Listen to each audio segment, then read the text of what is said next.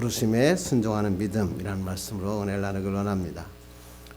우리 여기 양평에 가면 두물머리라고 여러분 가보셨습니까? 우리나라에서 가장 아름다운 곳 100곳에 선정된 곳이 양평이고요. 남한강하고 북한강이 만났다. 그래서 우리가 두물머리다 그렇게 얘기하죠. 거기 돛담배 하나가 있는데 드라마 허준에서 사용했던 돛담배가 있다 그러고, 저도 가봤더니 거기에 액자 같은 이렇게 큰 구조물인데 전부 거기서 사진을 꼭 한 사람씩 연인들이 찍는 포토존으로 쓰고 있더라고요. 여기 보니까 물이 만나는데, 물이 만나는 곳에 보니까 사람들이 만나고 작가들이 만나더라고요.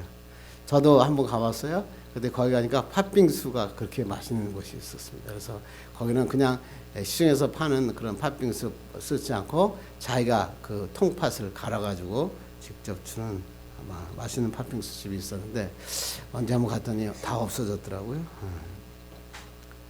교회, 저는 두물머리 가면서 이런 생각했습니다. 야, 교회도 바로 두물머리와 같구나. 세상과 하나님이 만나고 성도와 성도들이 만나고 서로 교제하고 아름다움이 있는 것, 그것이 바로 교회 두물머리와 같다. 그런데 제가 이제 인터넷을 찾아보니까 부산에는 에코 델타 시티라고 하는 그 시티가 있더라고요. 대규모 수변 도시를 건설하는데 선악동강, 평강천, 맥동강 이렇게 세 물을 갖다가 한 곳에 모이는 곳이 있어요. 그래서 그거를 세물머리라, 여기는 두물머리인데 여기는 세물머리라 그래가지고 여의도 면적의 무려 4배, 총 사업비가 5조 5천억 원, 그래가지고 수변 레저와 문화를 만드는 도시로 만들었다 그래요. 그래서 그것을 이제 기획을 하고 마스터 플랜을 공포했는데, 그때 블루하우트라고 하는 그 마스터 플랜이 단성됩니다. 그래서 블루하우트가 뭐냐고 보니까 세물머리 위에다가 어떤 심장 모양의 아주 아름다운 공원을 조성하겠다. 그래서 이게 블루하우트다 그렇게 얘기합니다. 그렇습니다. 물이 만나면 사람들이 만나게 되고, 사람들이 만나면 거기에서는 도시가 들어서고, 도시가 들어오면서 문명이 발달하죠. 그래서 고대 4대 강, 이 4대의 문명이 바르다 이 강을 중심으로 만들어져. 나일강으로 중심으로 만들어진 게 뭐냐면 이집트 문명이고, 우리가 너무나 잘 알고 있는 인더스강을 중심으로 해서 인더스 문명이 나타나고, 중국의 황하강을 중심으로 한 게 황하 문명, 유프라데스 강하고 티그리스 강이 만나는 곳이 있거든요. 그곳에서 문화가 발전하는 뭐게 메소포타미아 문명이라 그러죠. 제일 오래된 문명이죠. 그때 제가 찾아보니까 메소라는 게 뭐냐면 둘이란 뜻이고요. 포타미아가 뭐냐면 강이라고 하는 뜻이에요. 그러니까 메소포타미아 문명은 뭐냐면 두 개의 강이 만나는 곳에 문명이 만들어졌다라고 얘기합니다. 그렇습니다. 이 강이 만나면 사람들이 만나고요. 이 메소포타미아의 갈대아 지방에 갈대아 왕국이 있었거든요. 그때 왕국에서 우르 왕국이라는 왕국이 있었는데, 거기에 도시 이름이 여러분이 잘 아는 갈대아 우르입니다. 그게 누구죠? 아브라함이죠. 아브라함이 갈대아 우르에서 75세가 될 때까지 살았던 곳이 바로 이 지역입니다. 오늘 본문 히브리서 11장은 믿음의 장입니다.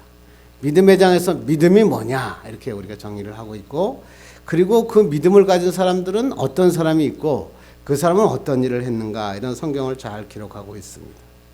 그래서 오늘 이 시간에는 갈대아 우르에 살고 있었던 아브라함에 대해서 설명하고 있는 것입니다.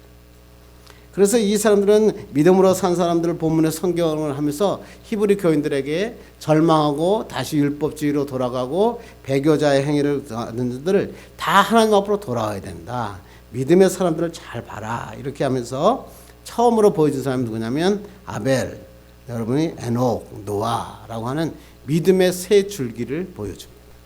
그리고 이 믿음의 아벨과 에녹과 노아라고 하는 믿음의 강줄기가 흘러들어가지고 한 권수로 만나요. 그게 뭐냐면 아브라함이라고 하는 사람으로 만나게 됩니다. 그래서 이 아브라함의 믿음을 제가 생각할 때, 야, 이 아브라함의 믿음이 바로 세물머리 믿음이구나. 아벨과 에녹과 노아의 믿음의 줄기가 아브라함에 모여서 아브라함의 믿음이 조상이 되고, 이를 통해서 이스라엘 국가가 만들어지고 하나님 예수 그리스도의 놀라운 기적의 가문이 되는 축복을 받게 되었다.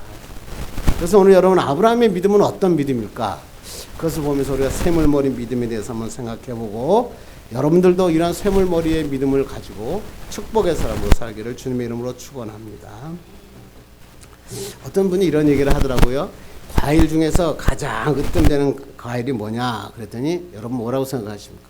요새 뭐 수박이 맛있던데 감이다 그렇게 얘기하더라고요. 왜 감이 과일 중에 가장 으뜸입니까? 그랬더니 감은 가장 잘 익었을 때 겉의 색깔하고 속 색깔하고 똑같다는 거죠. 그래서 감은 과일 중에 최고다. 사람을 평가하는 기준도 똑같다는 거예요. 사람을 평가할 때 겉과 속이 같은 사람, 이 사람이 하나님이 제일 좋아하신다. 가면을 쓴 사람 제일 싫어하죠. 그래서 성경에 뭐예요? 외식하는 자요. 그럴 때 외식이라는 단어가 뜻이 원래가 뭐였죠? 가면을 쓴 자다 이런 뜻이잖아요. 앞과 뒤가 다른 사람.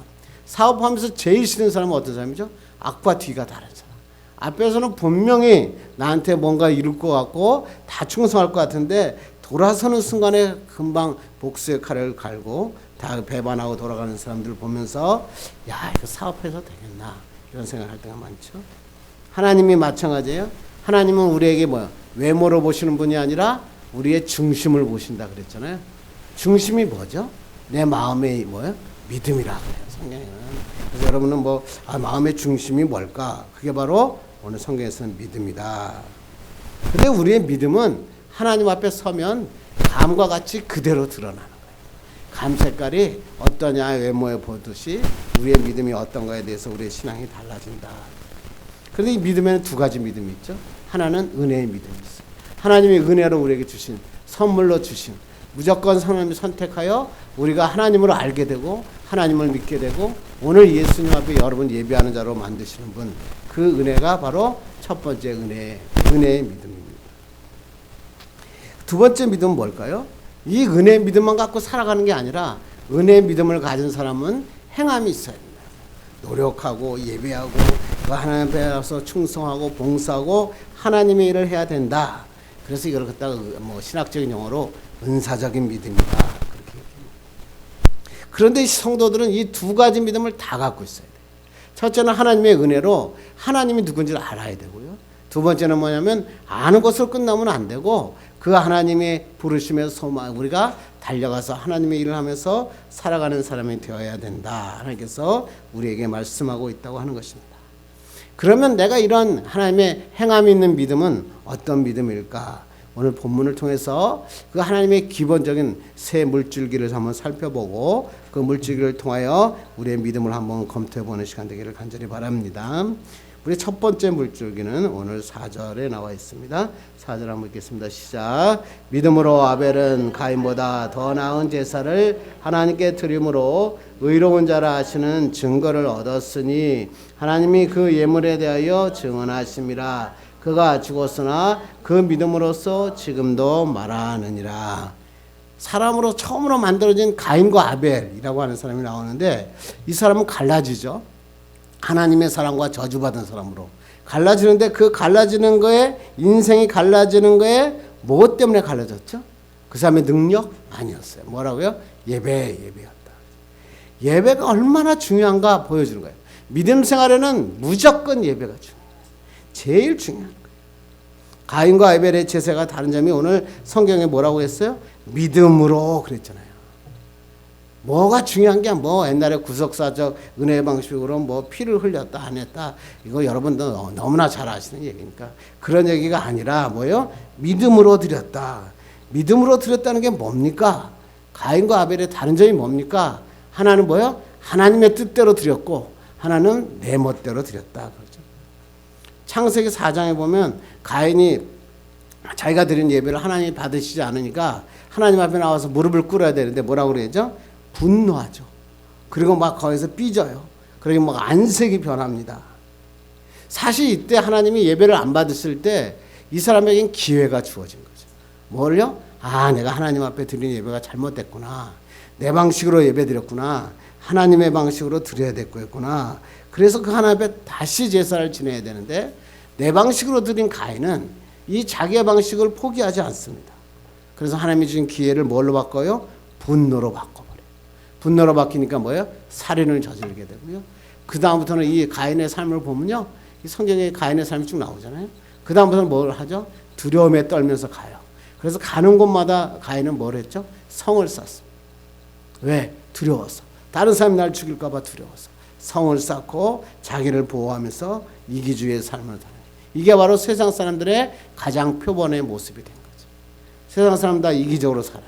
자기 성을 쌓고 누가 날 죽이면 어떻게 할까 두려워 살게 되었다. 그렇습니다. 그런데 똑같은 내용이 레위기 10장에 가면 또 나와요.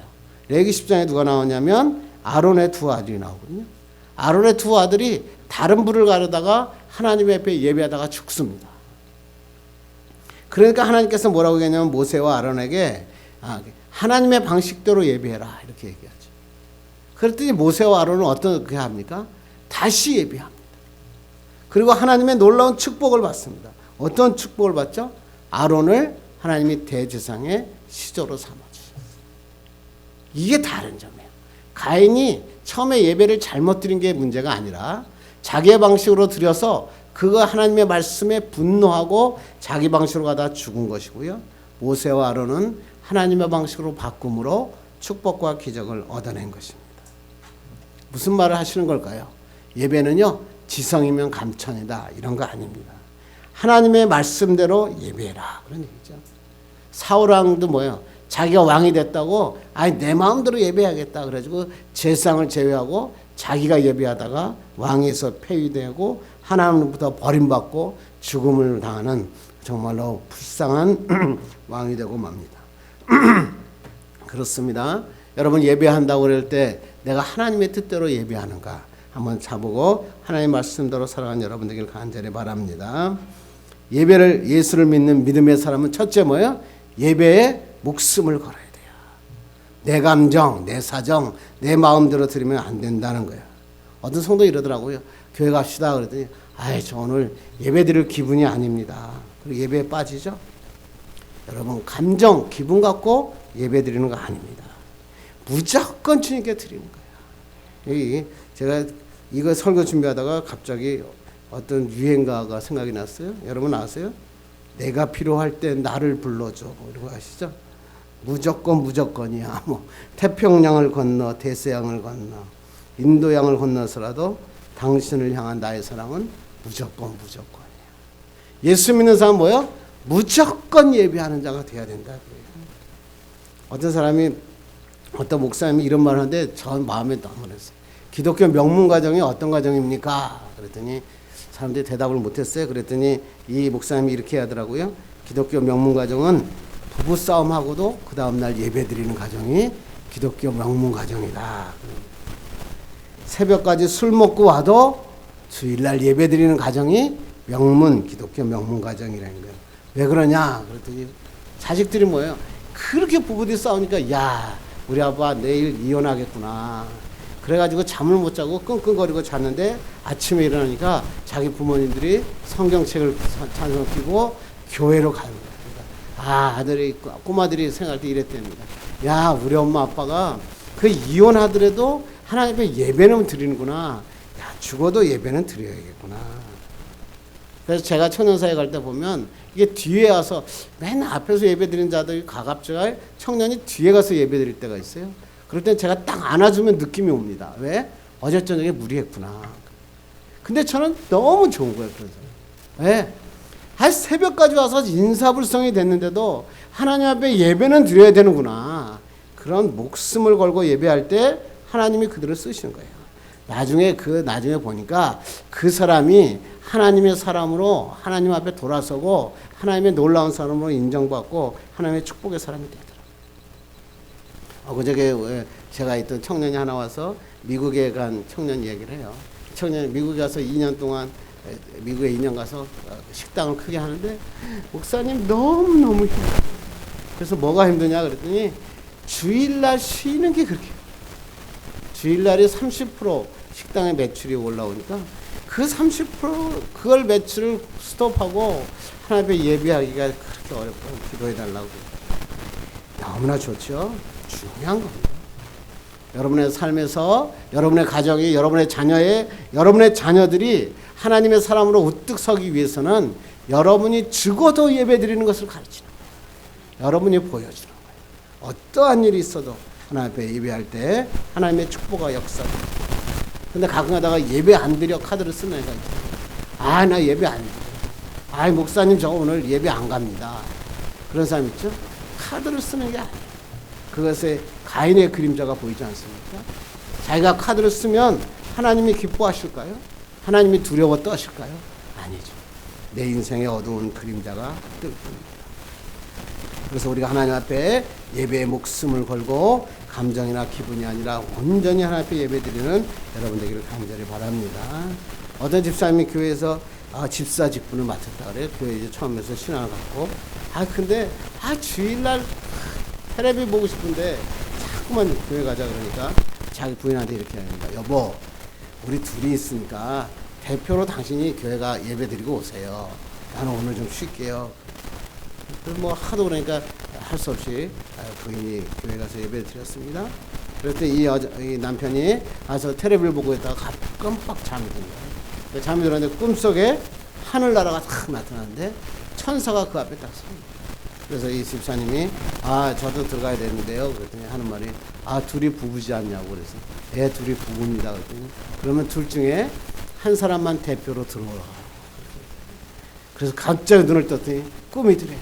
그래서 그때로 성경책을 들고 교회로 쫓아가면서 예배했다. 그래서 왜 그럴까요? 하나님과 우리의 관계가 끊어졌을 때 하나님과 우리를 다시 만나게 하신 곳이 어디죠? 하나님의 성전. 하나님의 휘장을 예수님이 십자가에 못 박여 죽으면서까지 휘장을 찢어놓은 곳이 뭐죠? 지성소. 하나님과 우리의 만남이 있는 곳. 그것이 바로 예배라 그런 것입니다. 여러분 하나님 앞에 예배하고 하나님의 축복과 기적을 경험하는 여러분 되기를 주님의 이름으로 축원합니다. 예배에 성공하면 인생에 성공합니다. 여러분이 간증되셔야죠. 여러분 예배에 성공해서 인생에 성공하여 하나님의 축복과 은혜를 나누는 여러분 되기를 간절히 바랍니다. 두 번째 물줄기는 누구냐면 에녹입니다. 한번 5절 읽겠습니다. 시작. 믿음으로 에녹은 죽음을 보지 않고 옮겨졌으니 하나님이 그를 옮기심으로 다시 보이지 아니하였느니라. 그는 옮겨지기 전에 하나님을 기쁘시게 하는 자라 하는 증거를 받았느니라. 믿음으로 에녹은 죽음을 보지 않고 옮겼다. 죽지 않고 하늘에 올라간 사람 에녹과 엘리야잖아요.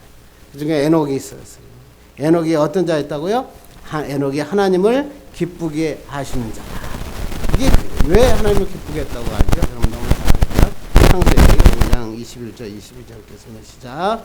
에녹은 65세에 무드셀라를 낳았고 무드셀라를 낳은 후 300년을 하나님과 동행하며 자녀들을 낳았으며. 왜 하나님이 기뻐하셨다고요? 하나님과 동행했기 때문에. 이 동행하다 할라크라는 말은 같이 걸어가다 이런 뜻인데 얼마나 중요했는지 구약에서 1562번이나 나와요. 하나님과 동행했다. 1562번. 에녹은 300년 동안 하나님과 같이 걸어갔다. 믿음을 가진 자는 어떻게 한 자다? 하나님과 같이 걸어가는 자다. 우리에게 말씀하고 있습니다. 이용규라는 선생님가 쓴 같이 걷기라고 하는 책, 여러분 거의 다 읽어보셨겠죠? 거기에서 이런 얘기를 하더라고요. 동행하는 것이란 것은 하나님과 2인 삼각경계하는 거다. 여러분 2인 삼각경계 해보셨어요? 우리 꼬마들 체육대회 가면은 아빠 나오라 그래가지고 아빠 나오면 우리 딸하고 이렇게 묶어가지고 2인 삼각을 하잖아요. 2인 삼각할 때 제일 중요한 게 뭐죠? 보폭을 맞추는 거예요. 근데 보폭을 누구한테 맞추냐? 기준에 맞춰야죠. 그래서 그 기준에 맞춰서 보폭을 탁탁 맞추면 빨리 갈 수 있는데 언제 넘어지죠? 자기 마음대로 가려고 그럴 때. 그때 보면 서로 넘어지고 말죠. 동행하는 것은 바로 2인 삼각하는 것과 같다. 하나님을 의지하고 하나님의 보폭에 우리를 맞춰가는 거예요. 그 하나님의 보폭의 방향에 맞춰가면 우리는 신나게 달릴 수 있다라고 하는 거예요. 왜? 하나님 우리의 보폭을 아시고 우리에게 맞춰주시고 있기 때문에 그렇습니다. 저는 이제 그 교회를 하면서 목회를 하면서 제일 생각하는 게 뭐냐면 하나님의 놀라운 계획에 대해서 항상 묵상하고 있어요. 하나님은 저에게 항상 이런 얘기예요. 정목사에 내가 너에게 놀라운 계획을 가지고 있단다. 나는 너를 하나님의 놀라운 사람으로 사용하고 싶단다. 내가 너가 어디로 가야 될지 난 다 알고 있단다. 이 말을 들을 때마다 가슴이 뜁니다. 현실은 어쩔 때는 막 절망스러울 때도 있지만 이 하나님의 말씀 붙잡고 살게 되는 거죠. 우리가 할 일은 뭘까요? 여러분의 인생을 살면서 여러분이 할 일은 뭐죠? 하나님이 나의 하나님이 되면 되는 거예요. 하나님이 나의 하나님이 되고 그러면 모든 게 되죠. 그러니까 하나님께서 그런데 자기 힘으로 막 방향을 틀고 이인 생각하면서 자기가 마음대로 가려고 그러면 자빠지고 넘어진다라고 하는 거죠. 하나님은 우리에게 저번 주에 설교했죠. 엄청난 일 하라고 그러지 않으세요. 어떻게 했죠? 돌을 옮겨라 그랬잖아요. 그랬더니 돌을 옮겼더니 나사로가 살아났죠. 하나님께서 이 항아리에다가 물을 채워라 그랬죠. 그랬더니 물이 변하여 뭐요? 포도주가 됐죠. 그 문둥병자에게 뭐라고요? 요단강에 가서 7번 씻어라 그러죠. 7번 씻었더니 문둥병이 났죠. 여러분 제일 중요한 걸 보내요. 이 성경을 믿음 생활에 가장 중요한 게 뭐냐면 하나님이 하라고 하시는 것은 어려운 게 아니에요. 돌을 옮겨라? 옮길 수 있는 거예요. 물을 퍼라? 풀 수 있는 거예요. 가서 요단강에 가서 물을 7번 씻어라? 씻을 수 있는 거예요. 여리고성을 7바퀴 돌아라? 7일간 돌아라? 13바퀴 돌아라? 하나님의 말씀대로 돌면 되는 거예요. 그러면 하나님께서 뭐요? 나사로도 죽은 자도 살리시고 문둥병도 고치시고 여리고성도 무너뜨리고 물이 변하여 포도주가 되는 거예요. 그런데 예수 믿는 자들이 자꾸만 뭘 하려고 그러죠? 주의 종들의 문제가 어디서 나오냐면 자기가 물을 변하여 포도주 되게 하려니까. 나사로를 자기가 일으키려고 그러니까. 여리고성을 내가 무너뜨리려고 그러니까. 내가 문둥병을 고치려고 하니까 어려움이 오는 거예요. 하나님은 이 모든 거 다 하라고 그러지 않았어요. 하나님 뭐라고요? 돌 옮겨라.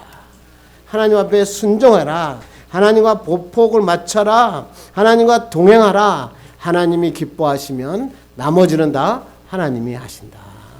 이 하나님과 동행함으로 이 하나님의 축복받는 여러분 되기를 간절히 바랍니다.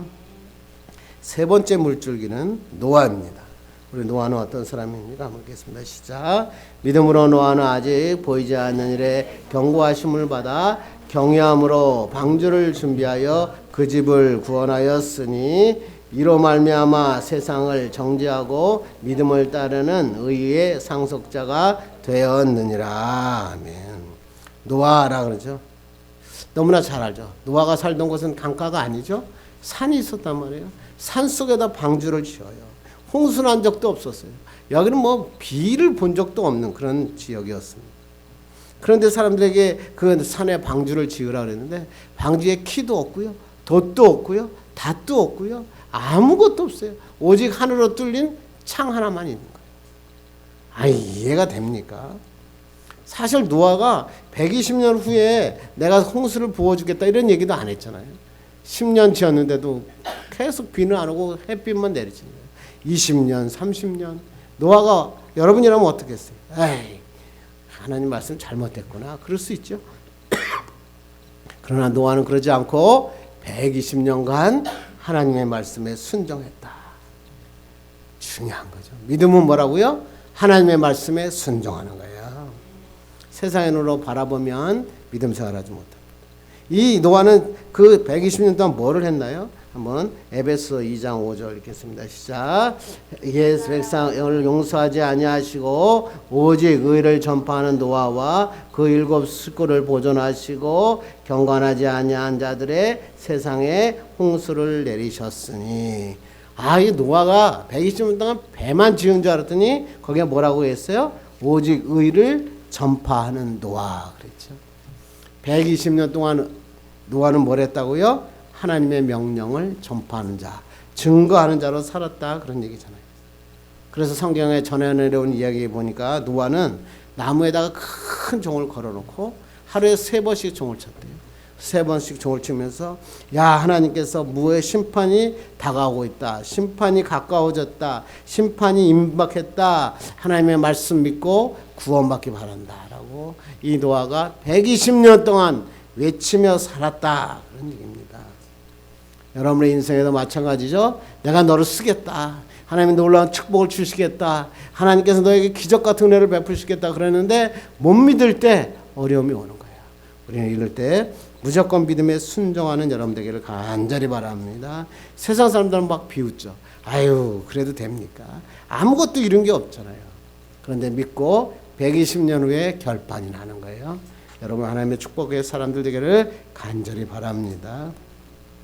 그래서 이 믿음의 그러니까 예배의 믿음의 물줄기, 그 다음에 하나님 앞에 와서 동행하는 믿음의 물줄기, 그 다음에 순종하는 예배의 물줄기가 쭉 모여서 성경은 하나로 딱 모여져요. 어디로 모냐면 아브라함이라고 하는 사람. 그래서 아브라함을 가만히 보면요, 아브라함이 그렇게 뛰어난 것 같지 않지만 아브라함은 뭐예요? 성경에 보면 어디를 가나 예배를 해요. 참 아브라함은 대단한 사람이죠. 그리고 어디를 가든지 하나님과 동행을 합니다. 그리고 그게 아브라함의 특징이 뭐예요? 순종하는 거잖아요. 그래서 이 세 개의 물줄기가 아브라함의 믿음으로 모여지고, 이 히브리서 11장은 아브라함의 믿음을 쓰여지기 위해서 앞에 있는 세 사람을 쓰고 마지막 아브라함의 뒤를 이어 뒤에 있는 사람을 쓰면서 아브라함의 믿음대로 살라 이렇게 우리에게 말씀하고 있다고 하는 것입니다. 그러면 아브라함의 믿음은 어떤 믿음인가? 이 모여지는 샘물머리 믿음은 어떤 믿음인가? 한번 8절 한번 보겠습니다. 시작. 믿음으로 아브라함은 부르심을 받았을 때 순종하여 장래 유업으로 받을 땅에서 나아갈새 갈 바를 알지 못하고 나아갔으며, 갈대아 우루, 아까 얘기했죠? 메소포타미아 문명의 우루 왕조의 수도인 그 갈대아 우루에서 세계 최고의 도시 중에 하나였죠. 그 두 강 사이에 있으니까 뭐야? 물이 풍부했고 문명이 발달했고 살기 좋았고, 거기엔 수로가 마련해서 우리의 최초의 그 하수도 같은 수로가 되어 있는 곳이 바로 이 갈대아 우르였습니다. 근데 이 갈대아 우르는 특징이 뭐냐면 우상의 도시였죠. 여호수아에서 보면 이 아버지의 데라라고 하는 사람이 아버지잖아요. 이 데라가 어떤 사람이었죠? 다른 신들을 섬기면서 살던 사람이었다, 이렇게 여호수아에 보면 기록하고 있습니다. 그런데 이 다른 신들을 섬기며 살던 데라, 그 아브라함에게 하나님이 명령하십니다. 여러분 잘 알고 계시죠? 창세기 12장 1절입니다. 시작. 여호와께서 아브라함에게 이르시되 나는 너의 고향과 친척과 아버지의 집을 떠나 내가 내게 보여줄 땅으로 가라. 75세에 내가 이 잘 살고 잘 먹고 그 있던 이곳을 떠나서 하나님이 명령하시는 바로 가라. 그런데 갈 바를 가르쳐 주지도 않았어요. 그런데 아브라함은 어떻게 했다고요? 갈 바를 알지 못했지만 어떻게 했다? 순종했다. 어떻게 순종했을까요? 믿음. 바로 하나님이 주시는 믿음은 뭐예요? 부르심에 순종하는 것입니다. 부르심은 많죠. 오늘도 하나님의 복음이 전해지는데 이것이 다 하나님의 부르심인데, 이것이 나의 믿음으로 나의 삶으로 바꾸어 받아들인 사람은 택함 받은 자다. 하나님께서 우리에게 말씀하고 있습니다. 근데 아브라함의 믿음은 간단해요. 고향을 떠나라 그러면 뭐예요? 떠나는 거예요. 이삭을 바쳐라? 그럼 바치는 거예요. 고민하고 이성적으로 생각하지 않았어요. 하나님께서 이 삶의 축복과 기적의 역사를 했죠. 성경에 이런 사람이 누가 나왔죠? 예수님의 제자들. 그래서 그 바닷가에 있는 제자를 향해서 나를 따라오라, 사람 낚는 어부가 되리라 그랬더니 뭐야? 배와 그물을 버려두고 예수님을 쫓았더라 그러죠. 마태의 세리가 세관에 앉아 있죠. 예수님이 세관을 지나가다가 세리 보고 뭐라고요? 나를 따라오라 그랬더니 세관에서 일어나 예수님을 쫓았어요. 아니 복잡하지 않았어요. 그냥 주님이 오라니까 간 거예요. 근데 반대인 사람이 하나 있었어요. 누구죠? 부자이면서 청년인 사람. 그 사람에게 예수님이 나를 따라오라 그랬죠. 그랬더니 네, 그리고 따라야 되는데 그 사람이 따르지 않았죠. 왜요? 재물이 많은 거로 근심하며 떠나갔더라 그랬죠. 이 이후로 이 부자 청년은 나타나지도 않습니다. 하나님의 부르심에 순종하지 못한 자, 결국은 버린 자, 택한 자에서 제외된다고 하는 것입니다. 그렇습니다. 여러분의 가장 중요한 믿음은 뭐냐면 하나님의 말씀에 순종하는 것입니다. 그런데 성도들이 부자도 아니고 청년도 아닌데 하나님의 말씀에 순종하지 못하는 자가 많습니다. 자꾸만 근심합니다. 나는 내 돈이 없는데, 경제적으로 어려운데, 우리 아들이 문제가 있는데, 우리 딸이 문제가 있는데, 내 미래가 걱정인데 왜 근심하십니까? 하나님이 오라시는 길에 달려가면 된다라고 하나님께서 말씀합니다. 어떤 사람 그러다고요? 주일 성수해라. 왜요? 성경에 그렇게 나와 있나요? 11조 해라.